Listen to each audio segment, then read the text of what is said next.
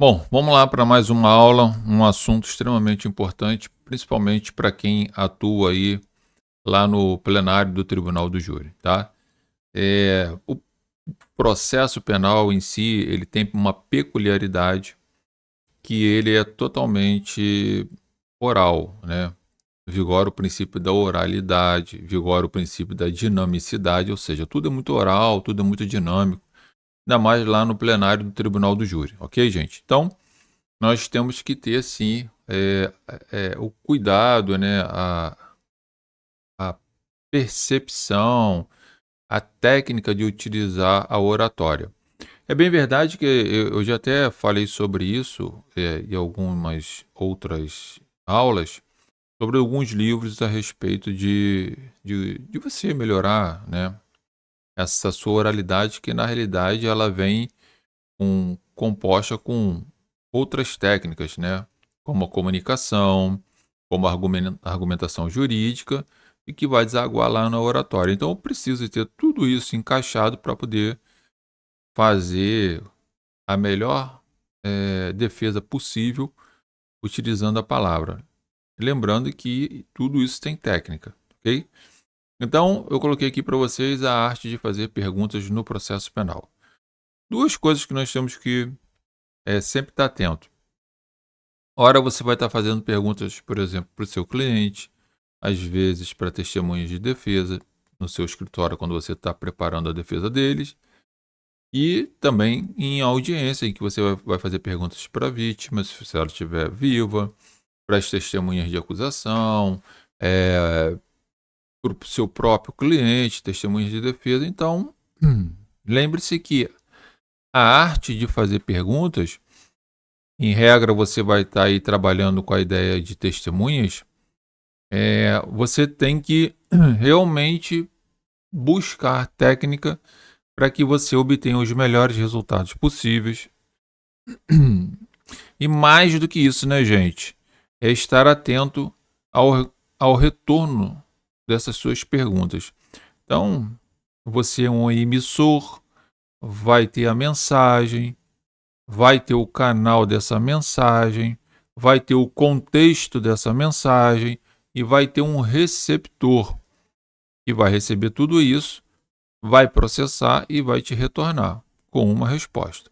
Então, saber fazer as perguntas é extremamente importante, porque você tem que estar atento para as respostas que vão vir. Então, às vezes você faz uma pergunta que você acha que é muito boa e às vezes tem um ruído nessa pergunta, ou ela é mal colocada, ou nem deveria ter sido formulada, e a resposta vem uma bomba para o seu cliente.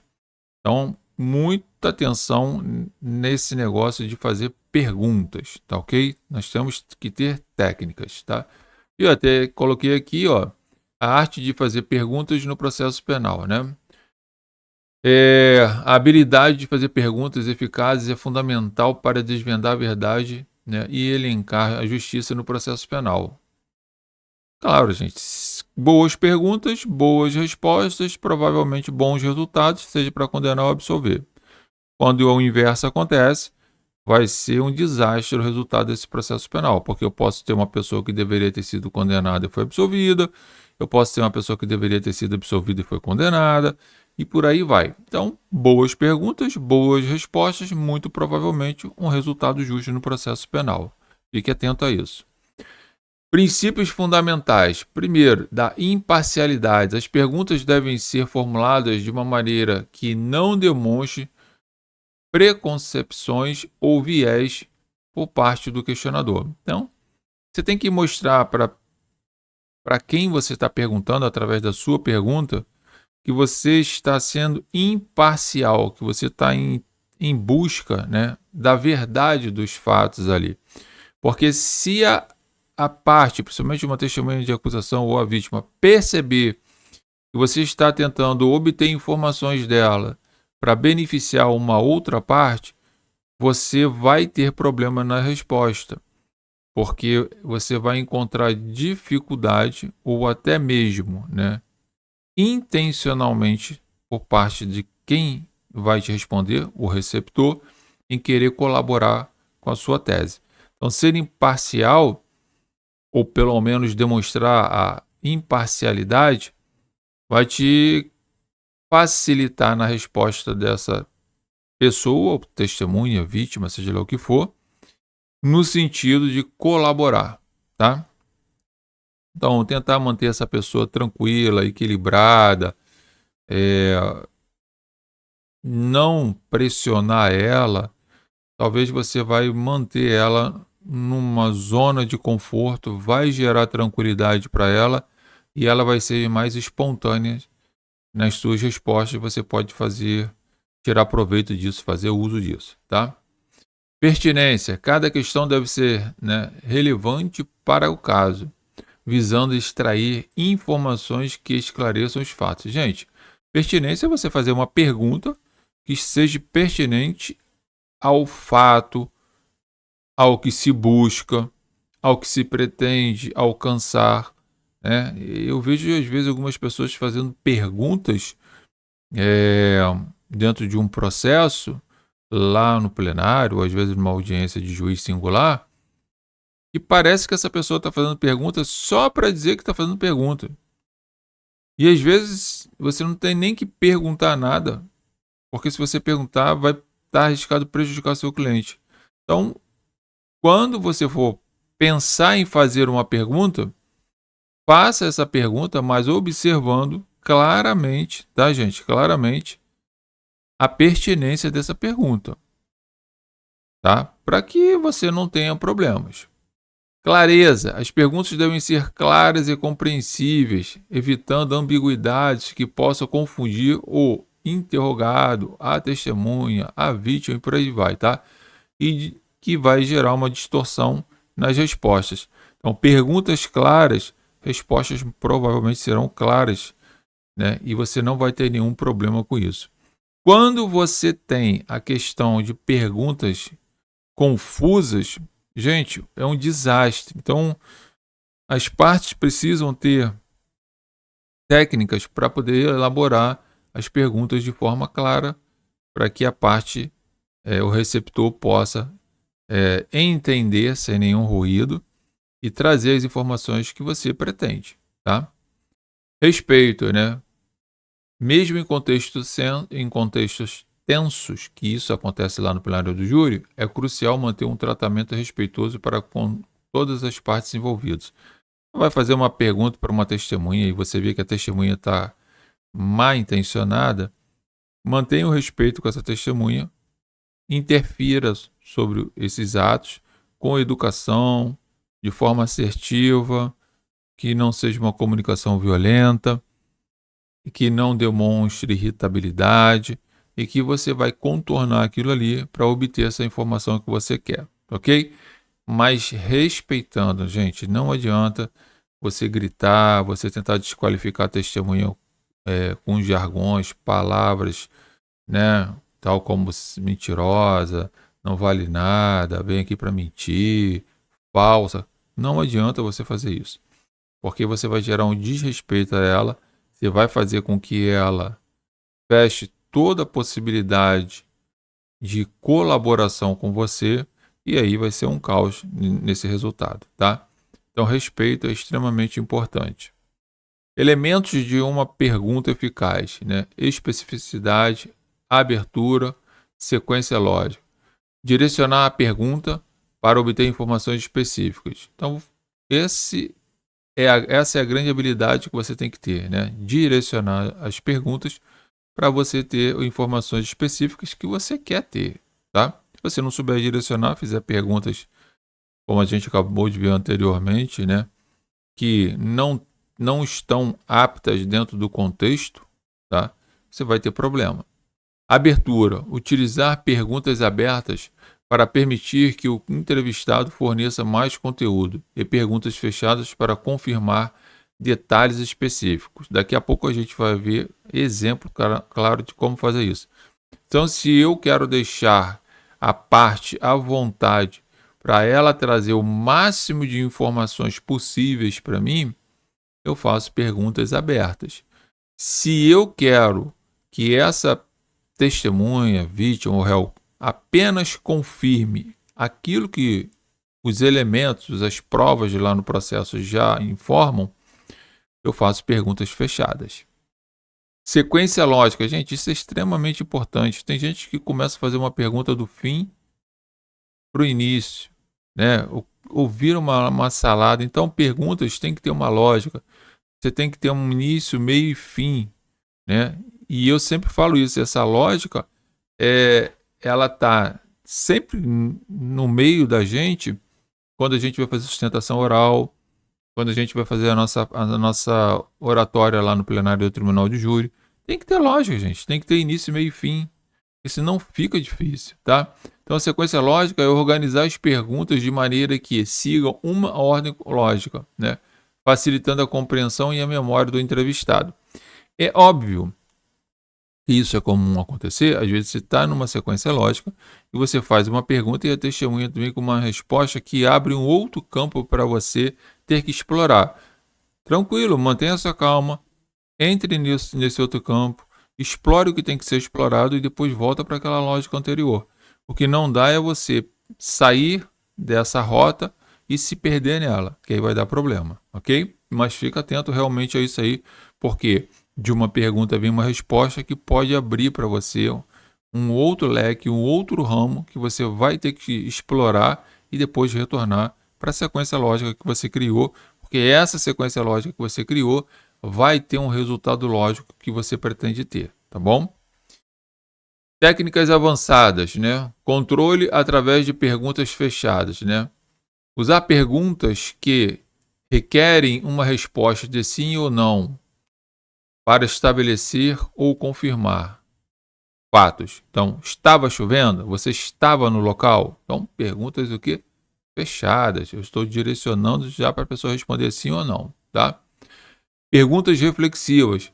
Repetir a resposta do entrevistado em forma de uma pergunta para incentivar uma exploração mais profunda. Então você retorna para o seu entrevistado, que pode ser vítima, testemunha ou réu, a resposta dele, né, tentando buscar mais à frente algo que possa ser mais aprofundado para esclarecer os fatos, tá? Exploração através de perguntas abertas. Permitir que o entrevistado compartilhe mais informações voluntariamente. Quando você faz perguntas abertas, você dá a possibilidade de se estabelecer uma comunicação ali em que o entrevistado, seja vítima, réu, testemunhas, vai trazer informações para você, né, de forma voluntária. E essas informações você vai poder explorar ela no momento oportuno, ou até após a fala dela, abrir o leque anteriormente que eu te falei, um novo ramo dessas perguntas, uma ramificação diferente, e depois retorna para sua lógica, tá? Perguntas provocativas, usadas com cautela, podem ajudar a revelar inconsistências ou mentiras em testemunhas. As perguntas provocativas, a gente vai ver, tem que ser feita com muito cuidado, tá? Porque ela tem sim com o objetivo, né, de revelar inconsistências do depoimento, mas se essa pessoa que está prestando depoimento for uma pessoa serena, tranquila, segura, né, ela vai perceber isso e ela vai se fechar para qualquer colaboração. E se for uma pessoa que saiba, né, manusear essas técnicas, ele vai trazer muita dificuldade para você, porque ele vai se fechar e ele vai responder aquilo de forma contrária ao que você quer obter como resultado e pode gerar prejuízo para o seu cliente. Exemplos de perguntas, olha que interessante. Para obter uma condenação fechada, você estava no local do crime na noite de 20 de julho? Então eu já estou direcionando essa pergunta para uma resposta fechada. Que resposta fechada é essa? Sim ou não? Tá? Provocativa. Aberta. Pode me contar o que aconteceu na noite de 20 de julho? Aqui eu não estou perguntando se ele estava, né? Eu não estou querendo uma resposta sim ou não. Eu estou querendo uma resposta, né, em que ele possa trazer detalhes para mim. Então ele pode dizer que ele estava lá, que tinha outras pessoas, que o crime aconteceu de certa forma, que a vítima reagiu ou não reagiu, que o réu foi foi violento ou não foi violento. Então ele vai trazer para você segundo a memória dele, e aí você vai poder explorar isso se for interessante. Então saber se você deve fazer uma pergunta fechada ou uma pergunta aberta é extremamente importante, porque você vai ter uma resposta. Se você não conseguir entender isso, e aí você faz uma pergunta aberta quando deveria ser uma pergunta fechada, você vai ter uma resposta que vai te comprometer e vai te dar um trabalho imenso. Então as pessoas às vezes pecam e causa até a perda do julgamento em razão disso, tá? Pergunta provocativa: se você não estava no local, como explica sua impressão digital na arma encontrada? Então, você está provocando aquela testemunha, o réu, ou a vítima, seja lá quem for, né, a explicar o porquê tem informações, talvez fidedignas, de que ela estava lá quando ela disse que não estava.